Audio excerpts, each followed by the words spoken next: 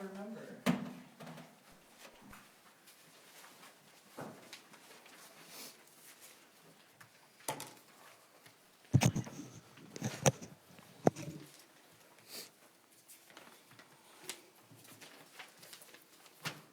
Is somebody going to tell me to go, or do I just go? Okay, cool. Thanks. Good afternoon. My name is Aisha Gomez. I represent District 62A, the south side of Minneapolis, in the House, and I serve as the DFL chair of the Taxes Committee. So if you listen to Republicans, whether in Washington or here in Minnesota, even today in Ways and Means Committee, you'll hear a lot of talk about the national debt, talk about controlling spending and fiscal restraint. Sometimes you'll even hear talk about helping regular people control their lives or afford their lives and control costs as they're increasingly hit with inflation and other increases in the cost of living. But now they've taken action, and we don't need to just listen to their words any longer. Trump and his enablers in Congress have introduced a budget resolution, and it's very revealing. They want to cut $880 billion from Medicaid, the safety net program that ensures that so many Minnesotans, elders, working families, people with disabilities, and 42% of children in Minnesota have the medical care that they need. And why are they doing it? Are they doing it to control costs for Americans? Are they doing it to buy down the debt? No. They want to cut $880 billion in Medicaid for one very simple reason: to give tax breaks to their allies, to millionaires, billionaires, and corporations. And so we have introduced House File 2591. I'm the chief author of it. It's the Medicaid, Not Millionaires Act, and it's a very simple bill. It is a contingent tax rate imposed on millionaires that equals Medicaid cuts in Minnesota. And so, what it says is that we are not going to pay for tax cuts for millionaires and billionaires and corporations on the backs of Minnesota's children or any other vulnerable Minnesotan who just wants to have access to the health care that they need. All right, so we're going to hear from a few folks today. First up is Senator Mann. Hi, everyone. I'm Senator Elise Mann. I represent Senate District 50, which is Bloomington and Edina. So as we heard, the Republican-led Congress is considering plans to cut Medicaid to pay for tax cuts for the wealthiest Americans, with the House budget resolution targeting $880 billion in potential reductions to federal Medicaid spending. This Republican-led proposal is to take away health care from low-wage and middle-class Americans and give that money to the richest people in this country. I don't know what planet we are living on where anyone, or let me start over. I don't know what planet we are living on that anyone would be so cruel to think that that was okay. I just don't. I don't understand how we continue to applaud the hoarding of wealth, the hoarding of more wealth than any one person could possibly spend in a lifetime, while at the same time we look away as people starve, as people die on the streets, as people die from preventable diseases because they can't afford their health care in one of the richest countries on the planet. Health care is a very basic human right, one that the remainder of the planet seems to understand, while Republican leaders in America still believe that it is a luxury that should only be afforded to the very wealthy. So if the federal government is going to be complicit in this behavior, in this ideology that only rich people should have health care, if the Trump administration is going to allow Americans to die on the streets without health care, while Trump and Elon and his billionaire buddies hoard more wealth than the entire GDP of certain countries, while Americans continue to suffer, then we in Minnesota are going to act, and we are going to protect Minnesotans. Because we believe that it is not what is in your bank account that makes you a worthy human being. and we believe that health care is a human right. Under no circumstance are we going to sit back and do nothing while the Trump administration strips away the dignity and livelihood of Minnesotans. So in the event that they decide to go ahead and go through with their cruel budget plans, we are going to ask the wealthiest Minnesotans to step up. We will not allow Minnesotans to fall further into poverty, for crime to increase, for people to go hungry, and for people to die on the streets, while the resources to prevent all of this exists and is abundant. The idea that some lives matter less is the root of all that is wrong in the world. With that, we have Judy Moe and her daughter Raven. Hello, everyone. My name is Judy Moe, and next to me is my daughter, Raven Moe. While I wear many hats, today I'm speaking to you as someone with a disability who is the mom of someone with a disability, and both of us are recipients of Medicaid, known as medical assistance in Minnesota. There is no way that I can express to you the level of fear that we have been living under due to the projected cuts to Medicaid. In our case, Medicaid makes up 75% of our household income. Because for the last 22 years, I have been paid 40 hours a week as a direct support professional to take care of my daughter at home instead of her being forced into living in a group home or institution, which would be more costly, by the way. Without Medicaid, we will lose our medical care, our home, and will not be able to buy food. Many people with disabilities are already unnecessarily living in institutions, group homes, nursing homes, and many are homeless. Think about what will happen if there is no longer Medicaid to pay for people to stay in group homes, nursing homes, and institutions. Where will they go? And don't think for a minute that this will not come back to affect almost all of you in some way. The more people not getting the support they need puts more pressure on first responders, hospitals, counties, and cities. There will be an increase in homelessness, and without a doubt, property taxes will increase if more financial responsibility falls to the counties. We must support bills like the Protect Medicaid, Not Millionaires Act that helps protect children, seniors, people with disabilities, and anyone else who is a recipient of Medicaid. It is not fair or just that millionaires and billionaires get big tax breaks while the most vulnerable people in our communities go without their most basic needs being met. While we are living in fear of what is coming down the pike, this bill gives me hope that there are legislators that care and who are willing to fight for us. Thank you.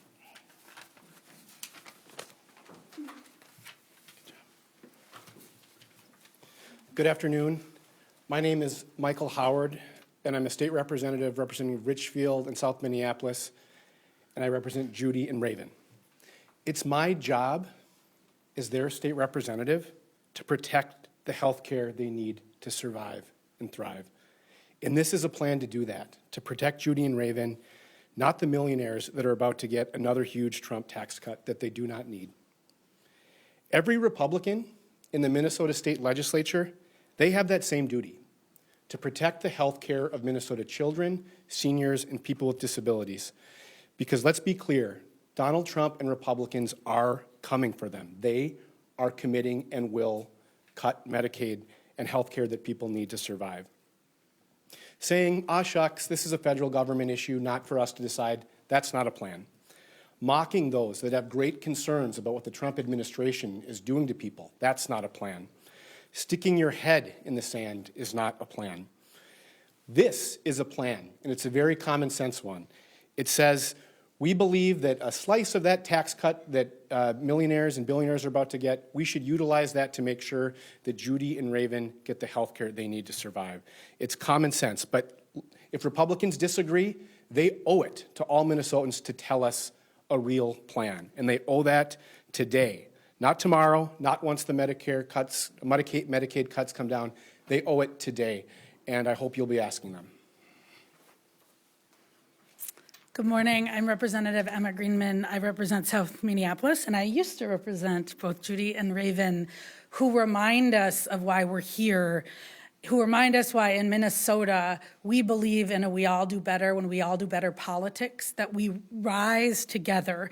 And that's for the last a couple of years what we have been focused on, ensuring that everyone in our community has access to health care, can live the lives they want to live, can send their kids to school, and can thrive. But since January 20th, the lives and the livelihoods of Minnesotans have been disrupted by constant chaos, corruption, and cruelty of the Donald Trump and Musk administration. And now their Republican colleagues in Congress are proposing an $880 billion cut that you heard to critical services, to Medicaid, to long-term care, to term disability supports.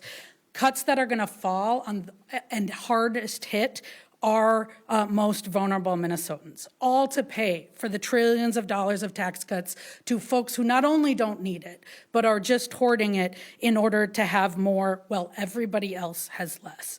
Let's be clear, what Donald Trump and Musk and the Republican Congress are doing threatens the lives and the livelihoods of Minnesotans.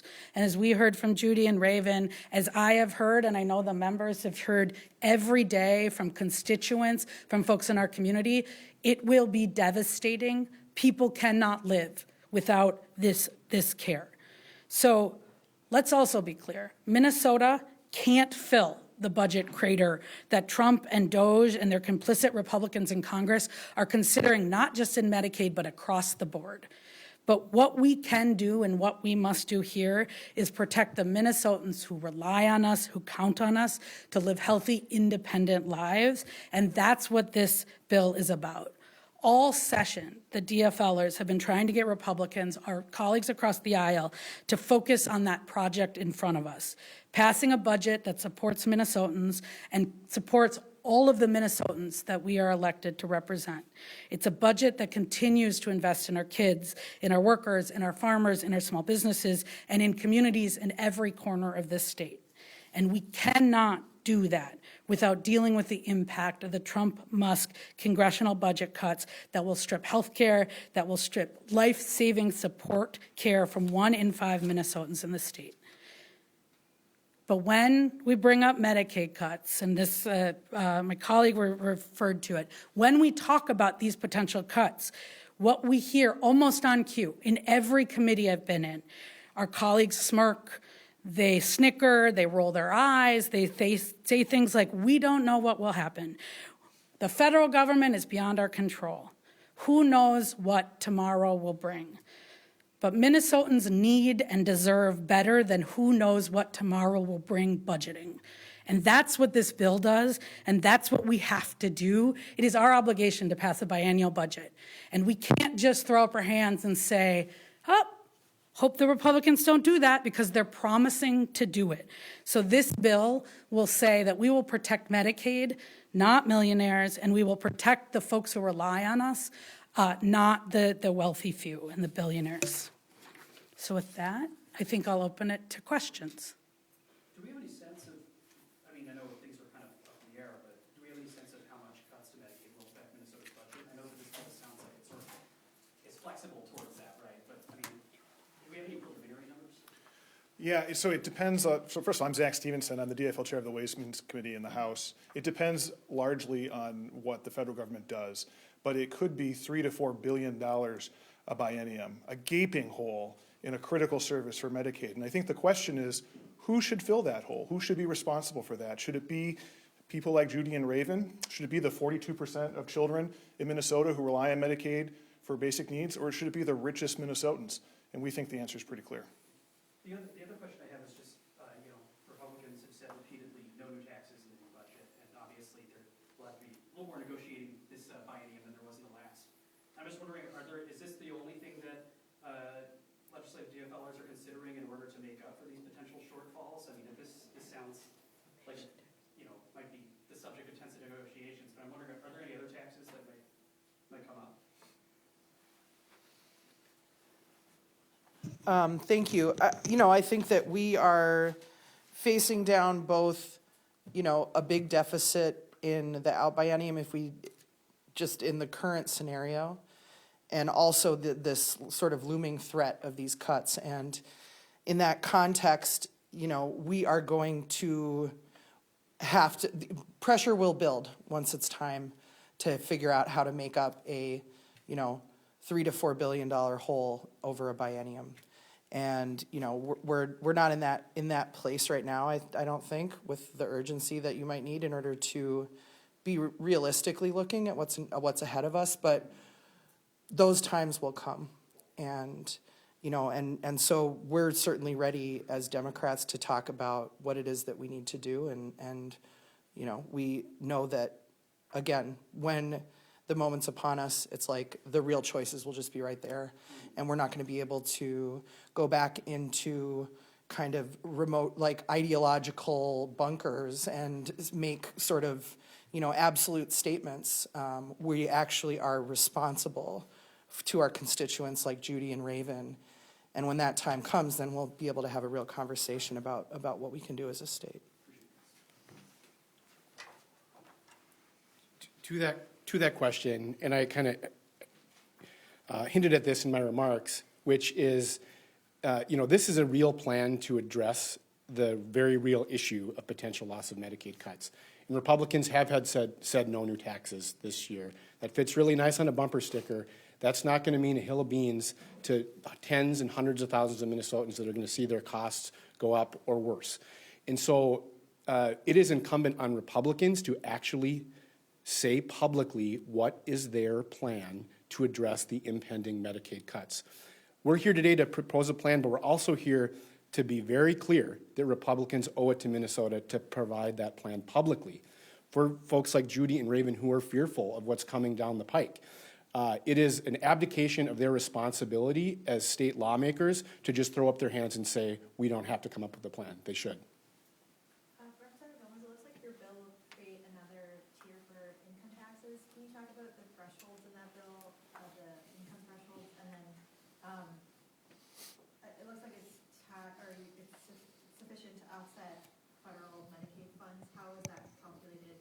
What number is that based on? Yeah, so it's a millionaire's tax, so the income threshold for the new fifth tier would be $1 million for filers who are married filing jointly, $500,000 for single filers, and we have a number of there aren't a lot of like contingent tax rates in state law, but they're out there, and so it would basically be a matter of figuring out what kind of impacts the federal decisions about Medicaid will have on the Minnesota budget, and coming up with a rate that recoups those costs from that tier of taxpayers. And I know a fifth tier has been proposed in the past and it's been unsuccessful, so what can be done, what's new this year, what can be done, especially with this legislature, to get this tier across?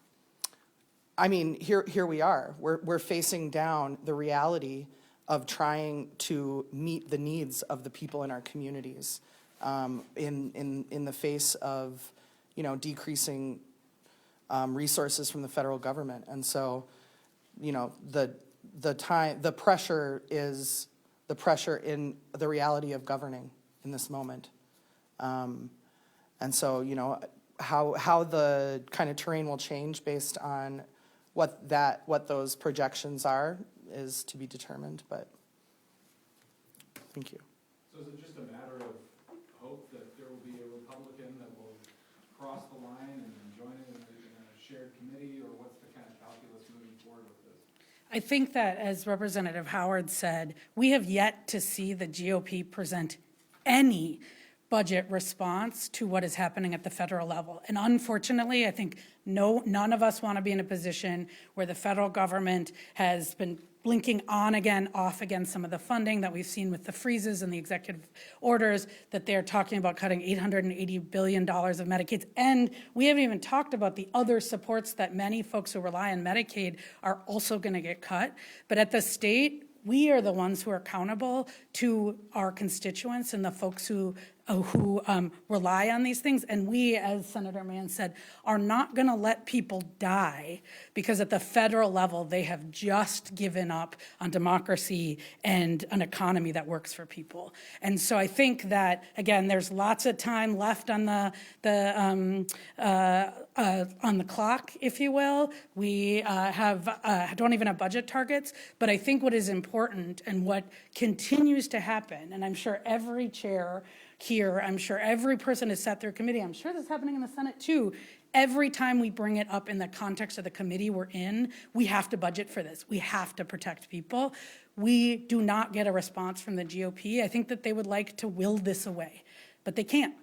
And so this is our serious proposal, and they should come on board, or they should present a proposal that is real and gets real with the Minnesotans who rely on these services about how they're going to cover that hole.